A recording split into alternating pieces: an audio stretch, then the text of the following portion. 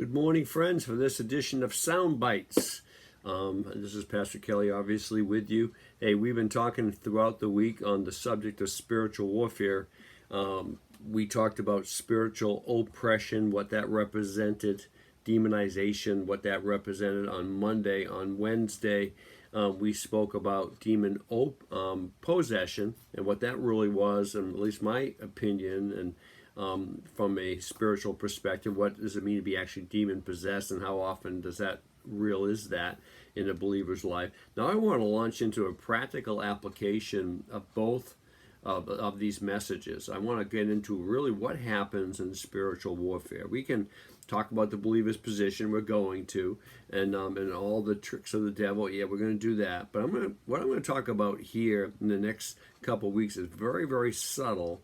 And it's important that we listen to the Word of God with a pure and honest heart, with ears ready to hear what God is trying to say to us.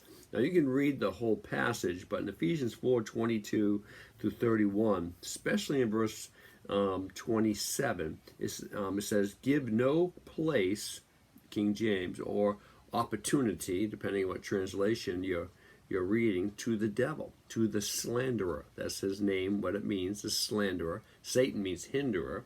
Devil means slanderer. So don't give any opportunity to, or place, a marked off boundary line, topos is the Greek word, to the devil.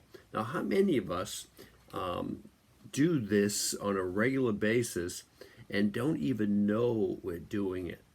We're giving a boundary line. We're giving a place where we allow the devil to influence us, to accuse us, to slander us, to attack us, and we don't even know what's going on. We'll attribute it to a situation, more sometimes really a person, but in all the time, in reality, it's the warfare that every Christian is engaged in Ephesians chapter 6.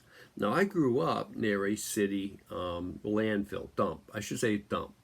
I was called Dump Boy growing up. Okay, that shows you some part of my trauma I have in my childhood. And but then, as I got older, my little town, Plimpton, Massachusetts, decided to take the dump and get rid of the dump and replace it with a compactor. So we stopped taking trash down and dumping it there. We brought it to a big old compactor, and they squeezed it all together, and they hauled it out of there, and they got rid of the dump. Now, what happened when they get rid of the dump? Something we weren't anticipating happened. I was about a quarter of a mile down the road. It was sort of right in the woods.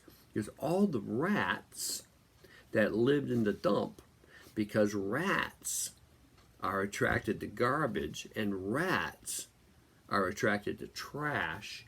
All the rats started leaving. So we started seeing rats coming, walking up the street, walking through the woods, and going through our front yard. They were looking for a new home because the garbage was eliminated. Now, just in the last half minute here, how much garbage in our soul attracts rats? If I'm a rat, I need garbage. That's what I look for, garbage. I'm attracted to garbage.